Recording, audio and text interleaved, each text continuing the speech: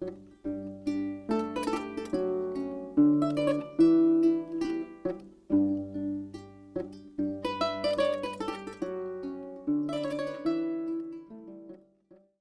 Messieurs, bonjour et bienvenue à cette nouvelle édition de votre émission spéciale Cheikh Saad Bou Camara, une émission qui vous est proposée par Amani TV. Aujourd'hui, nous nous réunissons pour rendre hommage à une personne très spéciale qui a marqué la scène démocratique en Mauritanie en étant à la tête de la Commission électorale nationale indépendante, CENI, et qui a également été vice-président de la Fédération internationale des droits de l'homme. Il a également été président de l'Association mauritanienne des droits de l'homme et auteur d'ouvrages sur les réussites africaines en matière de développement durable dans plusieurs domaines. Nous parlons, mesdames, messieurs, du professeur Cheikh Saad Bou Camara, docteur en sociologie, professeur d'université et surtout militant pour les droits de l'homme, des femmes et pour la libération des esprits africains. Professeur Cheikh Saad Bou Camara était un homme qui a contribué au changement des mentalités à travers le plaidoyer pour l'égalité des chances entre hommes et femmes en matière d'accès à l'éducation et aux ressources. Je l'ai personnellement connu dans le cadre du projet Livre blanc de la décentralisation en Mauritanie. Et je me rappelle que le consultant en charge de l'enquête à l'époque avait dit en rigolant « Professeur Cheikh Saad Bou Camara aurait dû naître femme ». Il a dit « On a rigolé en ce moment ». Mais c'est un témoignage de la place qu'occupaient les droits de la femme dans l'esprit du professeur Cheikh Saad Bou Camara. Pour parler davantage de notre professeur Cheikh Saad Bou Camara, permettez-moi d'accueillir sur ce plateau Maître Fatimata Mbaye. Vous êtes avocate et présidente de l'Association mauritanienne des droits de l'homme. Et Monsieur Bios Diallo, vous êtes conseiller du ministre de la Culture et des Arts, journaliste et écrivain. Merci et bienvenue. Monsieur, avant de donner la parole à nos chers invités, je vous propose de suivre l'élément suivant. À plusieurs reprises, il a été proposé comme ministre dans le gouvernement de Mahawiya. Il n'a pas voulu. Parce que, comme il me dit, je ne peux pas rentrer accepter les postes politiques parce que je suis dans les droits de l'homme. Et ce régime ne me convient pas. Sa politique ne me convient pas. C'était un homme intègre, sincère. On lui a confié, il a fait président de la CENI. Ouais. Alors, je me rappelle, il venait passer parfois la journée avec moi. Même les véhicules de fonction, il ne le conduisait pas. En lui tout seul, il synthétisait ce qu'on peut appeler les 4 principales communautés de la Mauritanie. Donc on va dire que c'était vraiment un fervent ambassadeur, sans qu'il ait eu à le choisir de toutes les principales communautés que nous retrouvons en Mauritanie. Et je me souviens également qu'en 2019, au mois de septembre, lors d'un passage à Nouakchott, je suis passé le voir, on a discuté, et puis il me dit fiston, et si on prenait une petite photo, ce que vous appelez la nouvelle génération, comment vous appelez ça encore? Et là, moi, je lui dis en selfie. Il me dit oui, voilà, c'est ça. Et du coup, voilà, on a pris une photo. Et hélas, 3 mois plus tard, il nous a quittés. Voilà. Et c'était la seule photo qu'on a fait tous les deux. C'est quand même impressionnant. Toujours disponible à conseiller les gens, à les accompagner, à aider les démunis. Une chose qui m'a toujours marqué chez Cheikh, c'est son sourire. Quand vous voyez la personne, vous voyez le sourire, vous voyez la générosité, il dégageait la positivité. Et c'est quelqu'un qui a beaucoup impacté sur plusieurs générations, notamment la mienne, une génération d'étudiants universitaires. Je faisais partie de la première équipe nationale de basketball qui a représenté la Mauritanie aux Jeux africains de Dakar en 1963, membre actif de la Fédération nationale de football pendant plusieurs années, enfin responsable de la jeunesse et du sport au niveau du district de Nouakchott dans le cadre des structures d'éducation de masse. Durant cette période, pas mal d'enfants ici des quartiers vulnérables ont bénéficié d'une assistance, soit que mobilisation et sensibilisation, ce qui les a permis d'intégrer la vie active. Alors, je vais commencer avec vous d'abord, Madame Fatimata Mbaye, Maître Fatimata Mbaye. Qui est Cheikh Saad Bou Camara pour vous? Merci beaucoup. En tout cas, merci à la télévision Amani TV. Amani TV pour cette invitation, mais surtout pour cet hommage à un grand monsieur qui a contribué à ma formation, qui a été mon professeur à la faculté de droit de Nouakchott, la première promotion de la faculté de droit de Nouakchott. Il en était le professeur de sociologie. Et on a eu à bénéficier de sa compétence en tant que professeur. Mais surtout, c'est que le destin nous a réunis nos deux vies parce que nous avons milité pour les droits de l'homme et il était mon président, n'est-ce pas? D'abord mon vice-président, on a été vice-président tous les deux à l'Association mauritanienne des droits de l'homme, dont on est tous les deux fondateurs. Ensuite, il a été le président de l'Association mauritanienne des droits de l'homme et je l'ai succédé après, juste avant son décès. Donc c'était un frère, c'était un grand frère, un confident, un ami, un père et un professeur. Il a été mon compagnon d'infortune aussi, on a été ensemble en prison en 1998 parce qu'on a milité sur l'esclavage. Donc on a eu à partager pas mal de choses et de discussions. Nos deux familles sont aussi très proches. C'est un parent quelque part, comme on le dit. Et donc sa disparition a été une perte pour la Mauritanie, mais pour moi, c'était au-delà d'une perte. Je perdais un père, un grand frère et un professeur. Merci beaucoup. Merci beaucoup. En tout cas, sa perte, c'était vraiment une perte pour toute la Mauritanie, mais aussi pour la région, pour l'Afrique, pour les droits de l'homme et pour plein de bonnes valeurs en Mauritanie. J'espère que ceux qui le succèdent sauront en tout cas continuer dans la bonne lignée que lui il a déjà entamée. Monsieur Bios Diallo, je vous rebalance la même question. Qui était Cheikh Saad Bou Camara pour vous? Alors, pour moi, parler de professeur Cheikh Saad Bou Camara, ce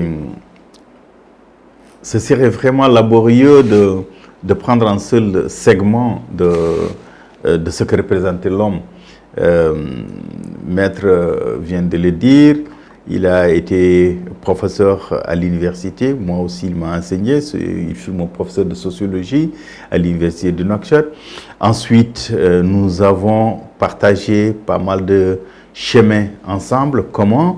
Notamment, ce serait par son biais, un jour à Paris. C'est très curieux. Lors de l'une de ses visites à Paris, il me demande de passer le voir, et on discute, on échange. Puis, il me dit, mais est-ce que tu as déjà rencontré Medondo? Est-ce que tu connais Medondo? Je dis oui, c'est notre grand cinéaste, je le connais très bien. En tant que journaliste, j'ai eu à travailler sur lui, j'ai eu à écrire sur lui, mais je ne l'ai pas encore rencontré. Il me dit, écoute, je vais te donner son contact, tu vas l'appeler et tu prendras rendez-vous avec lui pour le voir. Bon. Et j'appelle Medondo. Je lui dis, grand, c'est Bios Diallo, je suis journaliste mauritanien, et c'est le professeur Cheikh Saad Bou Camara qui m'a donné votre contact, et j'aimerais vraiment vous rencontrer, vous voir. Il me dit, oui, ce sera avec plaisir, dites-moi quand est-ce que vous êtes disponible, nous essaierons de nous voir, etc. Je lui dis, d'accord. Alors, on fixe un rendez-vous, il me dit... bon voilà, vous venez tel jour, je lui dis d'accord. Je lui demande, vous êtes à quel métro? Il me dit oui, c'est pas compliqué, je suis sur la ligne 12, je suis à Max Dormois. Je lui dis ok, d'accord, Max Dormois c'est bien, je connais. Il me dit bon, vous sortez du métro, vous prenez la première rue à droite. Je suis à la rue Philippe de Girard. Je dis ok, la rue Philippe de Girard, oui, d'accord. Je dis vous êtes où ça? Il dit bon, vous allez voir, il y a un franc-prix, un monoprix. Je lui dis ok, d'accord. Et je me mets à rigoler. Il me dit mais je suis en train de vous expliquer, vous riez. J'ai dit non, mais donc vous êtes en face du monoprix et vous êtes à quel numéro? Il me dit je suis au 82 rue Philippe de Girard. Je rigole quoi. Il me dit mais qu'est-ce qui se passe? Je dis mais grand, j'habite au 82 bis. Alors, il me dit, c'est pas possible. Il me dit oui, et je lui dis oui, vous êtes au 82, moi je suis au 82 bis. Il me dit bon, tu descends. Alors, il sort de chez lui, je descends de mon appartement et on se retrouve à la porte. Donc, nos deux portes étaient collées, vraiment comme ça, l'une à l'autre. Et il sort, il me dit, mais depuis quand tu habites là? Je lui dis, mais grand, j'habite là depuis 3 ans. Il me dit, mais comment ça? Je dis, bon. Il me dit, tu vois qu'on n'est pas en Mauritanie? Je dis, ah oui, ça aurait été là en Mauritanie, ça va être tout à fait le désert, les portes ouvertes, et on se coigne, on se rencontre à chaque fois. Mais ici, chacun vit chez soi, personne ne se connaît. Donc, et quand il raconte l'anecdote à Cheikh Saad-Bou, qui est venu l'après-midi chez lui, directement, il m'a dit non, tu viens directement, on n'a pas besoin de prendre rendez-vous. Je sors et puis je monte, je rentre chez lui et je n'avais même pas fermé ma porte. Donc, je pars chez lui, on reste là. Et après, Cheikh Saad-Bou arrive l'après-midi, il me dit, bon voilà, vous avez eu l'opportunité. Donc, c'est vous dire simplement qu'il y a eu plein de connexions qui ont été faites par le professeur Cheikh Saad-Bou Camara. Il m'a mis en relation avec beaucoup de gens, avec Sophie Bessis également. Et quand il était à la Fédération internationale des droits de l'homme, ce qu'il faisait, les combats qu'il menait, moi, journaliste en France, je couvrais toutes les fois, même avec vos arrestations.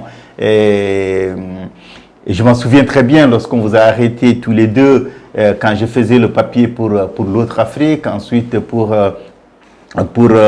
Jeune Afrique Économie, j'appelais pour avoir des informations et tout. Et quand il est revenu, quand vous avez été libéré, en venant, il m'a apporté une pile de dossiers sur tout ce qui a été écrit sur vous, sur les arrestations.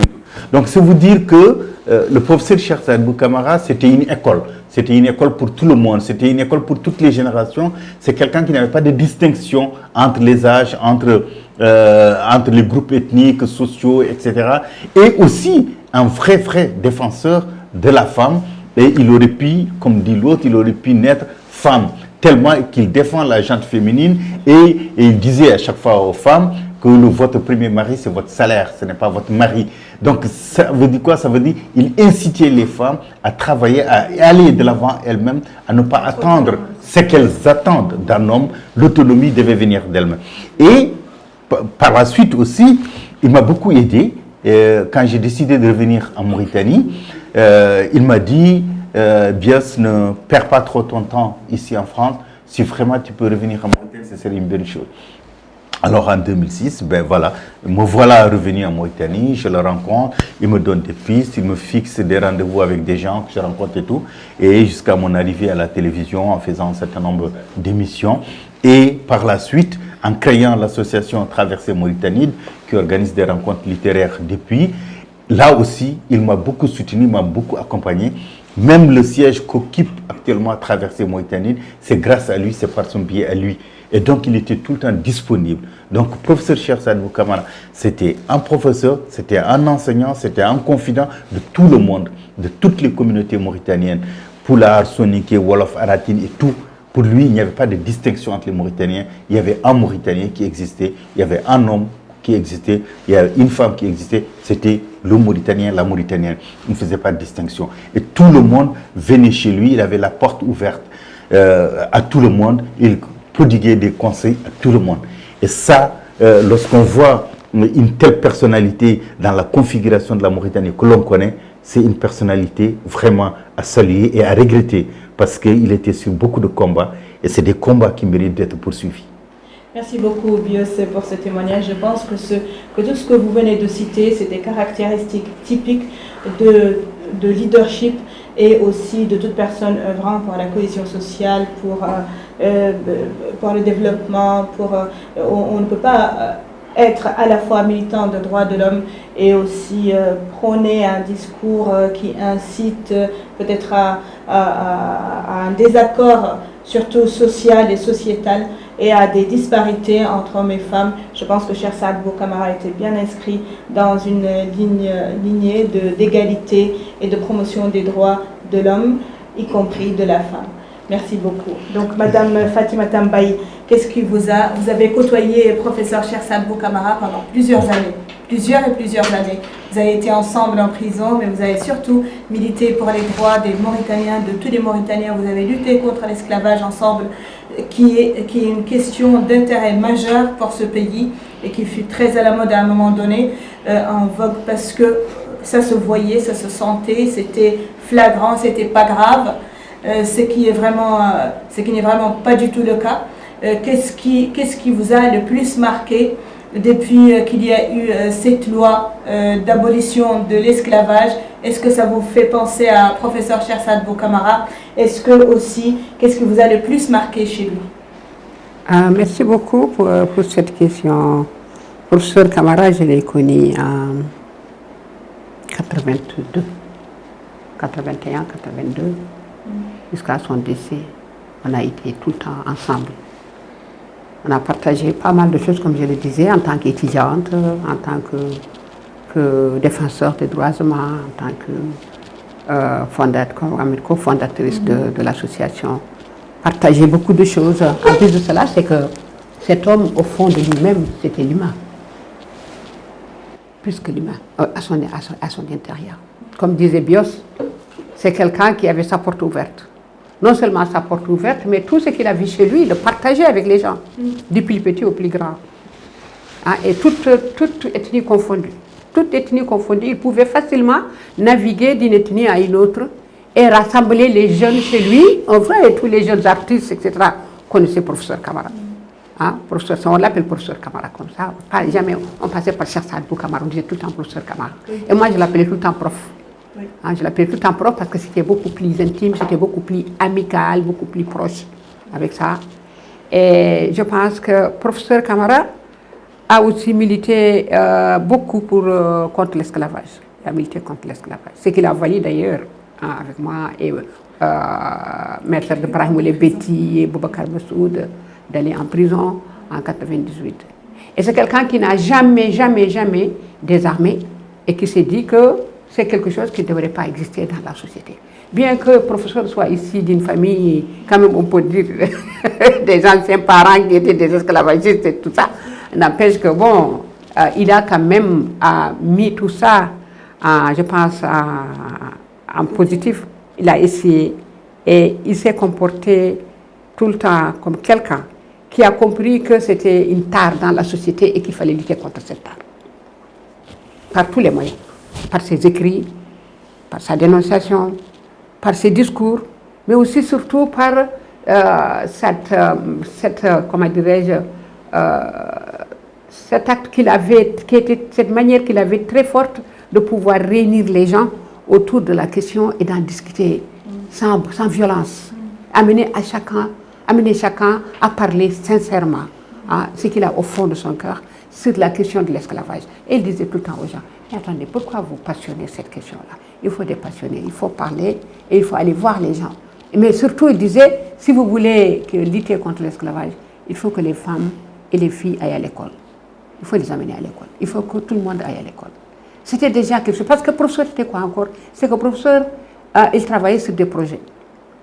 Il a travaillé avec la GIZ, hein, comme coordinateur, mais aussi comme expert, hein, sur le développement et accompagner des communautés démunies, des communautés, comment dire, victimes de l'esclavage, etc. Donc il a beaucoup travaillé sur la question. Et quand il était, comment dirais-je, secrétaire d'État, là aussi, je pense qu'il a côtoyé pas mal de gens et des politiques. Il a intervenu sur les politiques et avec une stratégie très claire. Et il disait tout le temps à l'État, nous pensons que c'est une question qu'il ne faut pas occulter. C'est une question dont il faut parler. Il faut parler de cette question-là. Il faut parler de cette question, il ne faut pas vous cacher. Pour résoudre ce problème, il faut la mettre sur la table, il faut parler de cette question. Je pense que c'est déjà quelque chose qui était au fond de l'homme, c'était qu'il ne faut rien cacher, il faut toujours mettre tout sur table et il faut amener tout le monde à discuter autour de la question. Et c'est déjà quelque chose, c'est un atout. Ça, c'est une qualité. C'est une qualité que la personne a de pouvoir, en tout cas, prendre en considération tout comment dirais-je, l'avis de tout le monde, mais surtout le ressentiment de chacun sur une question qu'on appelle souvent qui est une question fâcheuse, qui fâche, hein, qui est extrêmement sensible. C'est une question extrêmement sensible parce que ça ne touche pas une seule communauté, ça touche toutes les communautés, hein, d'une manière ou d'une autre, chacun a sa manière de le ressentir. Et pour lui, il fallait en parler, il fallait en débattre avec tout le monde. Aussi bien associer les journalistes, les enseignants, les professeurs, même le vendeur de savon qui était dehors, il disait appelez-le. appelle-le. On rencontrait le professeur devant sa porte facilement avec une baguette de pain comme ça, et puis à la porte de devant sa porte, il est en train de tchatcher ou de parler avec le boutiquier qui est à côté. Mais le professeur il dit non, c'est juste un ami, je vais parler avec lui. Voilà, c'était déjà. Je me rappelle d'une fois, on était dans un déjeuner de travail avec l'équipe notamment du livre blanc de la décentralisation, et je me rappelle qu'on était ensemble. Et il y avait notre directrice de projet qui était française, Nathalie Goeder, elle s'appelait, et que Cheikh Saad Bou Kamara était avec elle.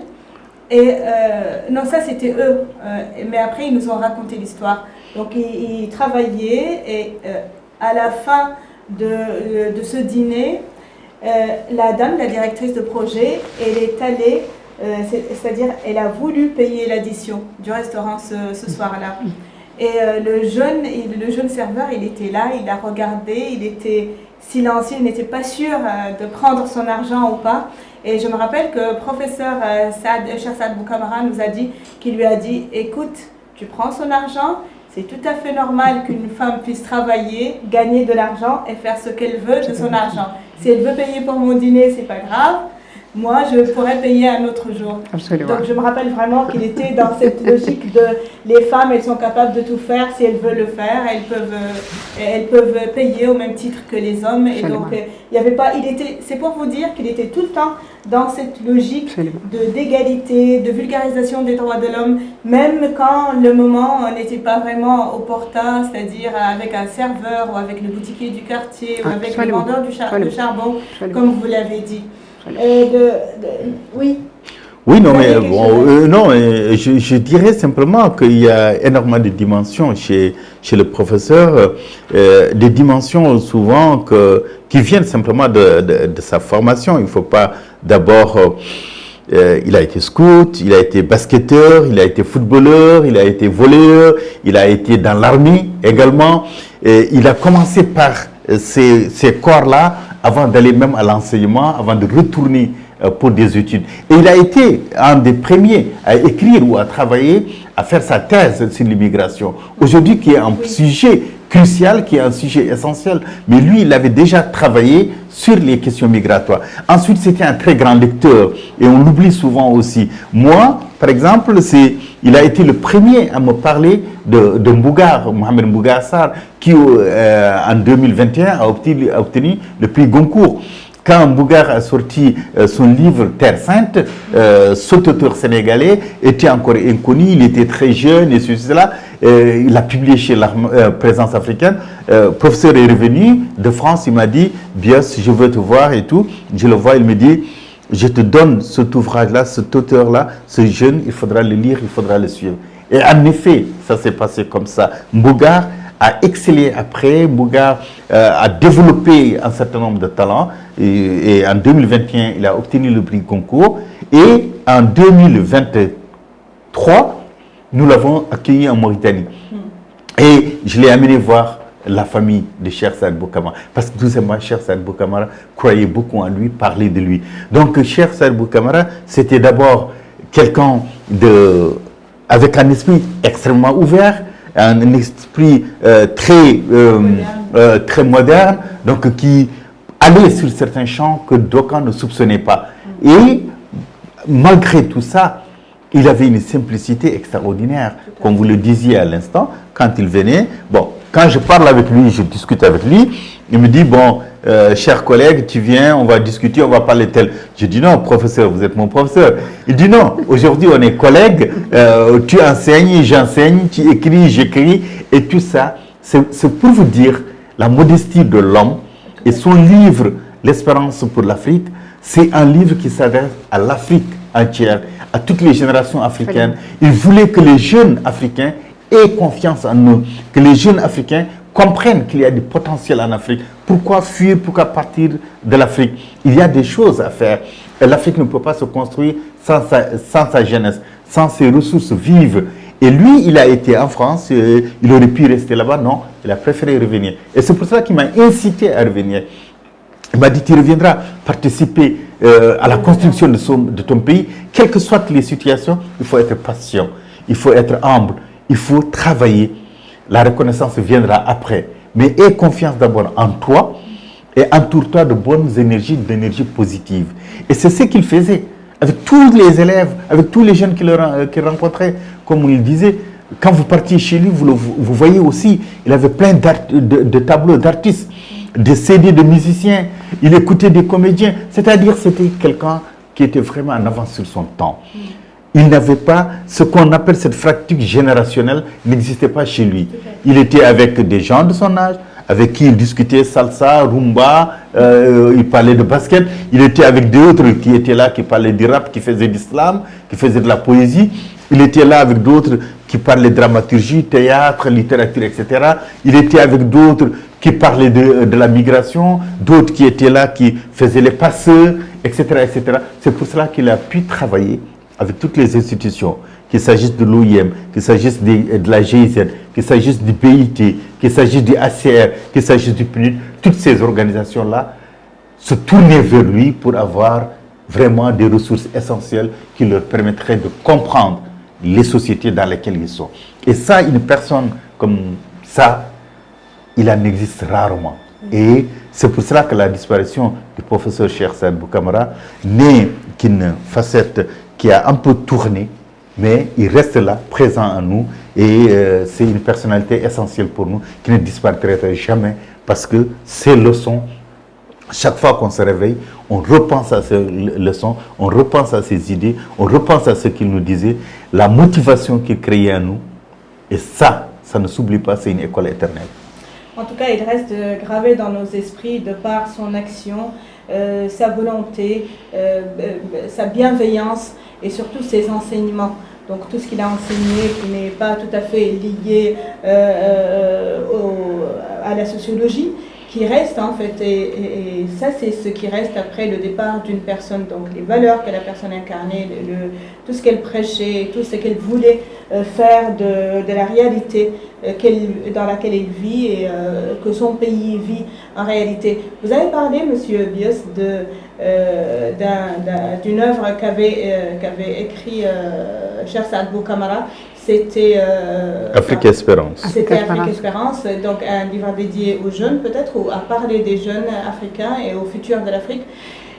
Maintenant, ma question, c'est comment déjà, pour les gens qui veulent lire ce livre, donc on met juste Afrique Espérance sur Google, mais ma question c'est, Cheikh Sadibou Camara, professeur Cheikh Sadibou Camara, il aimait lire à qui? Il aimait lire pour quel écrivain? Ah non, il était, c'est ce que je vous ai dit, ce qui est surprenant, c'est que quand on était chez lui, franchement, il y avait une diversité de livres. Il fait partie de l'ancienne génération qui lisait, qui a beaucoup lu, qui n'était pas celle de l'Internet, qui était celle des livres, qui partait dans les bibliothèques. Il a fréquenté la bibliothèque du Centre culturel français, il a fréquenté la bibliothèque de Bobou, il a fréquenté toutes les bibliothèques. Quand vous partiez chez lui, il y avait énormément de livres. À chaque fois qu'il voyageait, qu'il revenait, il revenait avec des livres. Et donc moi, j'étais vraiment à l'aise avec lui, parce qu'à chaque fois qu'on se retrouvait, on parlait de Senghor, on parlait d'Aimé Césaire, on parlait de Birago Diop, on parlait de Cheikh Hamidou Kane, on parlait d'André Brink, on parlait oui, c'est-à-dire un certain nombre d'écrivains que nous avions en commun, et il me faisait découvrir.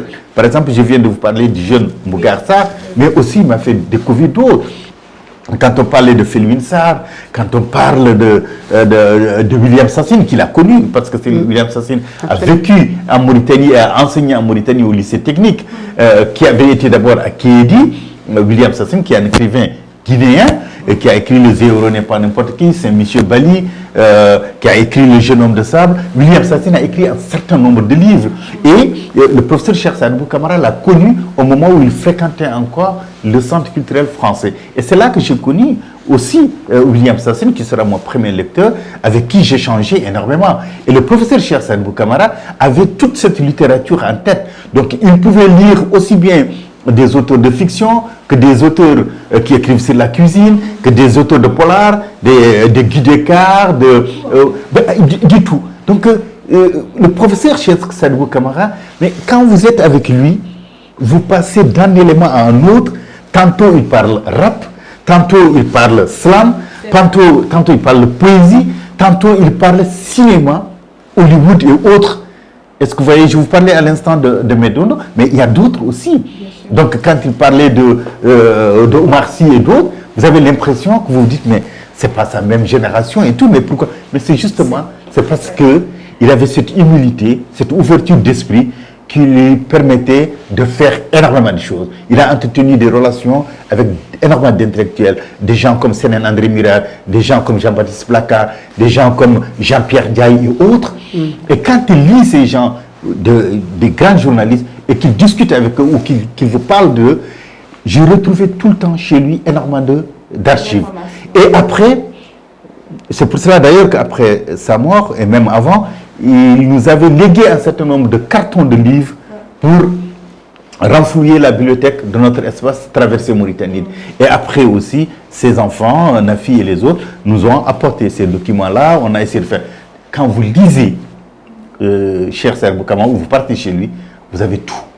Vous regardez ces cartons, toutes les archives, des consultations, des études faites sur la Mauritanie, qu'il s'agisse de l'environnement. Et l'environnement, il fut aussi un très grand militant environnementaliste, des choses aussi qu'on ignore. Et la désertification, il a sillonné toute la Mauritanie. Donc, c'est quelqu'un qui était multidimensionnel. À chaque fois qu'on veut parler d'un élément de lui, on commence à en parler, on s'aperçoit qu'il y a un autre élément qu'on a oublié. Donc ça, c'est la qualité de l'homme. Ce qui est sûr, c'est qu'on ne s'ennuyait pas en étant avec Cheikh Saad Bou. Pas du tout. Il y a toujours sujet à débat, toujours sujet à discuter. Des heures et des heures, c'était toujours et surtout avec beaucoup d'humour, avec beaucoup de simplicité, il plaisante. Et vous pouvez être dans la plus grande détresse quand vous venez le voir. Il trouvera toujours les moyens de vous faire sourire, de vous apaiser, et d'une discrétion énorme. Oui. Je connais plein de gens, plein de familles, plein de personnes qu'il a assisté d'une manière très discrète, très volontaire, mais il ne veut pas en parler. Il nous a aidés. Il a aidé d'autres personnes que j'ai vues, qui sont venues me voir pour me dire, professeur nous a fait ceci, professeur nous a fait... Et souvent, il faisait juste des chèques ou des trucs qu'il envoyait à des personnes. Et il dit, tu n'as pas besoin de dire que c'est moi. Et ça, c'était aussi l'autre partie de l'homme. Et voilà. Qui est vraiment une caractéristique de l'homme. Exactement. Ce qui était magnifique chez lui, c'est qu'il était presque polyglotte. Oui. Il était presque un polyglotte. Il parlait l'allemand, l'espagnol, le français, l'anglais, plus les langues nationales. Et il aimait tout le temps s'amuser avec les gens sur ces langues-là. Exactement. Des anecdotes, rigoler, etc. C'était quelque chose, une ouverture d'esprit, absolument. Et de comprendre, parce qu'il a vécu à un moment donné en Allemagne, donc il connaît très bien la culture, la civilisation allemande, etc. Il avait de très très bonnes relations. Il avait très très bonnes relations avec le corps diplomatique, mais aussi avec tous les experts, les consultants qui venaient travailler en Mauritanie, etc. Et il aimait tout le temps partager ces cas. Mais ce qu'il adorait surtout partager, c'était quand il était militaire. Alors nous, on passait quand il était à la fin. Non, mais c'était là le contraste. Parce que nous, quand il nous enseignait, il disait, à chaque fois il dit, mais attention, je vais vous ressortir mon caractère militaire. Souvenez-vous que je suis militaire. Et ça, c'était vraiment avec beaucoup d'humour. L'homme était sérieux, était très sérieux. Non, mais c'est-à-dire, c'est vous dire simplement. Je pense qu'il était entré dans l'armée vraiment par erreur. Non, c'est pas par infraction, mais c'est-à-dire que ce qu'il faut comprendre, ce qu'il voulait simplement dire, qu'on a beau se targuer de tel ou de tel, mais la formation elle-même ne transforme pas la personne. Absolument. Si la personne elle-même n'est pas habitée par ce talent de vouloir de grandeur ou de transformation, c'est cela. On peut être militaire, on peut être gendarme, on peut être policier, mais avoir sa personnalité intrinsèque même qui fait que c'est de l'humilité. Et quand il en parlait, c'était ça. Vous avez plein de militaires qui sont très instruits, qui sont très ouverts, qui sont pleins avec beaucoup d'humilité. Et lui, c'était ça, c'était le sociologue, le fait qu'il soit passé par la sociologie, entre guillemets, je ne dirais pas qu'il y a eu une socialisation, mais en passant par la sociologie et l'anthropologie, cela lui a permis d'abord, davantage, de relativiser les choses, de comprendre que les études sont faites pour ouvrir l'esprit à la personne et non pour que la personne soit obtuse. En fait, il avait un caractère très, très agréable aussi, qui surprenait beaucoup de gens. C'est que c'est un homme qui a si allié profession et famille. il avait une très grande relation avec sa famille. Sa famille, c'est-à-dire, ce n'est pas sa propre famille, mais la famille de ses frères. Moi, ce que j'ai vu avec cet homme, quand ses neveux venaient le voir, il les prenait comme si c'était des tout petits enfants, et il les embrassait, etc. Et il disait ça, c'est le fils de mon frère Mustapha, ça c'est le fils de ma soeur Nene, ça c'est mon fils, etc. C'était vraiment quelque chose, vous voyez que ces jeunes-là et ces jeunes femmes couraient vers lui comme s'ils couraient vers un père, hein, vers un père, leur propre père, et se transformer immédiatement en enfant de bas âge. Et lui, il est en train de les dorloter. Et je disais tout le temps, professeur, oui, ça c'est les jeunes. Les jeunes, il faut toujours savoir comment se comporter avec eux. Bien sûr, vous avez tout à fait raison. Et lui aussi, d'ailleurs. Donc, s'il y a une leçon est-ce que vous pouvez me donner une ou deux leçons maximum qu'on peut tirer de la vie de Cheikh Saad Bou Kamara? Cheikh Saad Bou Kamara est quelqu'un qui est très sociable. Très, très, très sociable. Ça, c'était la première leçon. C'est qu'il ne s'est jamais montré autant, ni au-dessus, ni vraiment au-dessus de qui que ce soit. C'était quelqu'un qui était vraiment très humble, très aimable. Très humble, très aimable. Très humble, très aimable. Oui. Moi, je dirais simplement l'humilité. L'humilité. L'humilité, c'est vraiment la définition des grands. Moi, je pense qu'on ne peut pas être humble et ne pas être quelqu'un dans la vie. Être humble. Et si on est vraiment quelqu'un, on ne peut pas ne pas être humble. Je pense que c'est vraiment le point de départ de toute grandeur dans la vie. Et puis, juste dernière question, comment, à votre avis, que peut-on faire pour continuer sur la bonne lancée qu'a déjà entamée Cheikh Saad Bou Kamara, professeur Cheikh Saad Bou Kamara, docteur en sociologie Cheikh Saad Bou Kamara, président de la CENI Cheikh Saad Bou Kamara, militant pour les droits de l'homme Cheikh Saad Bou Kamara. Que peut-on faire pour continuer sur cette bonne lancée, pour aussi que les valeurs par lesquelles il vivait ne se perdent pas? Je pense qu'il a laissé des génies en herbe qui sont devenus aujourd'hui des adultes et c'est toute cette jeunesse aujourd'hui qui bouge. Vous ne parlez pas avec un jeune qui ne connaît pas Cheikh Saad Bou Kamara. Et ceux qui sont parvenus aussi dans l'administration ou ailleurs connaissent tous Cheikh Saad Bou Kamara. Et je pense que, par exemple, créer une fondation Cheikh Saad Bou Kamara serait quelque chose qui pourrait vraiment aider, en tout cas à la nouvelle génération qui est là, à ne pas oublier tout ce que cet homme a fait pour la Mauritanie, mais pour l'Afrique et le monde. Merci beaucoup, Maître Fatima Tambaye, à vous, Bias Diallo. Oui, non, mais moi je pense simplement, comme l'a dit Maître tout à l'heure, pour garder son héritage, c'est simplement, il suffit juste de regarder tous ces jeunes-là qui sont à Nouakchott ou ailleurs. Quand vous voyagez quelque part, vous partez au Congo, vous partez au Sénégal, vous partez aux États-Unis, au Canada, quand vous dites Cheikh Saad Bou Kamara, professeur Cheikh Saad Bou Kamara, il s'est approprié le nom professeur Cheikh Saad Bou Kamara. Quand vous dites professeur Kamara, en Mauritanie, il n'y a que lui. Et tous les jeunes avec lesquels vous discutez, quand vous dites, vous prenez 4-5 jeunes, vous discutez avec eux, 3 d'entre eux au moins sont passés par les mains du professeur Cheikh Saad Bou Kamara. Et je pense que c'est aux jeunes maintenant d'essayer de se retrouver entre eux, de fédérer entre eux et de comprendre les leçons qu'ils ont eues de professeur Cheikh Saad Bou Kamara et de dépasser certaines divergences et de travailler dans ce sens. Il a toujours pensé une Mauritanie unique, une Mauritanie essentielle, une Mauritanie métissée par ses diversités culturelles, par ses frontières, par le monde des voyages. Et lui, il était ce symbole-là et je pense que les jeunes d'aujourd'hui gagneraient beaucoup à s'inspirer de son expérience, de son parcours et de son humilité. Et ça ferait beaucoup de bien à une Mauritanie qui est là aujourd'hui, larmoyante, mais qui peut se remettre debout. Je me rejoins complètement à vous dans cette idée que les jeunes doivent s'inspirer du parcours de Cheikh Saad Bou Kamara pour lutter pour l'unité de leur pays, pour la cohésion sociale, pour l'abolition de toutes les mauvaises pratiques, surtout en matière de droits de l'homme qui peuvent exister et sévisser dans notre pays contre notre propre gré, parce que ce n'est pas ce que nous voulons pour notre pays. Nous voulons un pays uni, une société unie et qu'on soit plus soudés que jamais face bien sûr à toutes les menaces extérieures que peuvent représenter toutes ces choses que je n'ai pas envie d'énumérer qui nous entourent en tout cas. Donc merci beaucoup Maître Fatimata Mbaye, vous avez été avec nous, vous nous avez parlé de notre très cher professeur Cheikh Saad Bou Camara. Merci à vous aussi Bios Diallo. Merci à vous mesdames, messieurs de nous avoir suivis. C'était une édition spéciale Cheikh Saad Bou Camara. Nous allons vous retrouver bientôt sur Amani TV pour d'autres épisodes de ce programme, de cette émission. Merci beaucoup.